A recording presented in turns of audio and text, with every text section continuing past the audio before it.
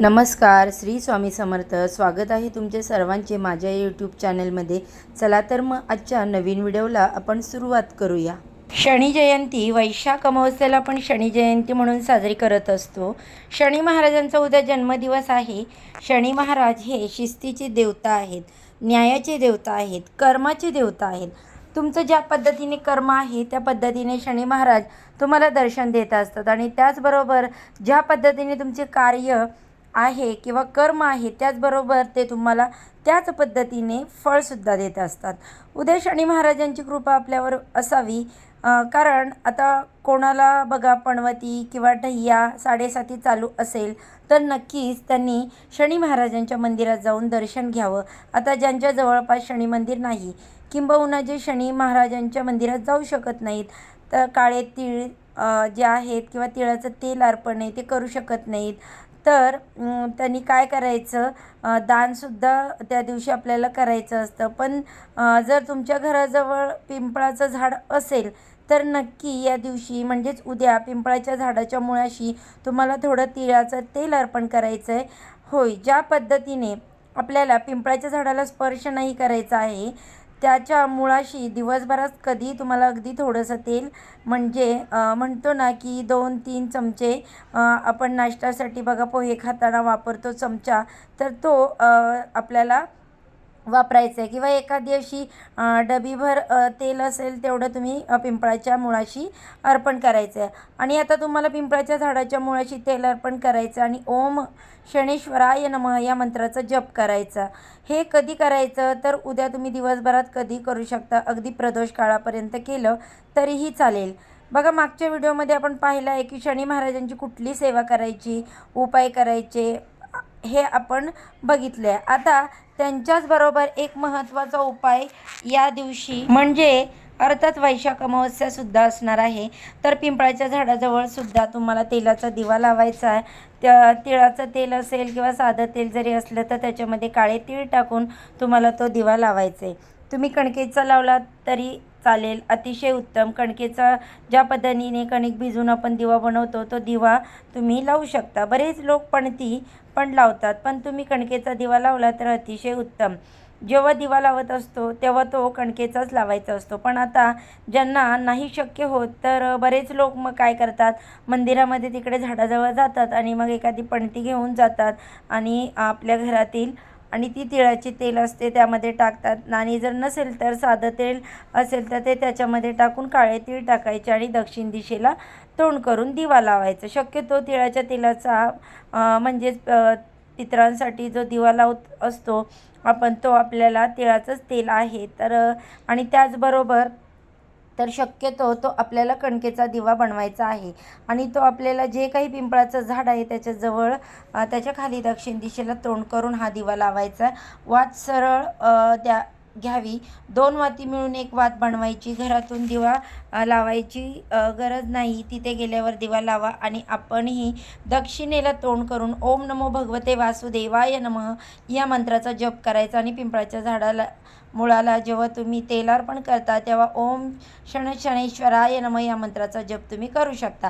कारण सगळेच लोक शनिदेवाला आपल्याकडे काही ठिकाणी असं आहे की बायका शनी महाराजांच्या मंदिरात जाऊन तेल अर्पण करत नाहीत. आजही आपण जेव्हा शनी शिंगणापूरला जातो तेव्हा अखंड महिला ज्या आहेत तर त्या 1.25 लिटर तेल घेतात आणि जाऊन शनिदेवांना अर्पण करतात. आता हे प्रत्येकाच्या श्रद्धेचा भाग आहे, ज्याला जसं वाटतं त्याने तसं करावं. तुमची जर इच्छा आहे, जवळपास जर काही जणांचे मंदिरं आहे किंवा नाही जाऊ शकत तुम्ही तर पिंपळाच्या मुळाची सुद्धा तुम्ही तेल अर्पण करू शकता.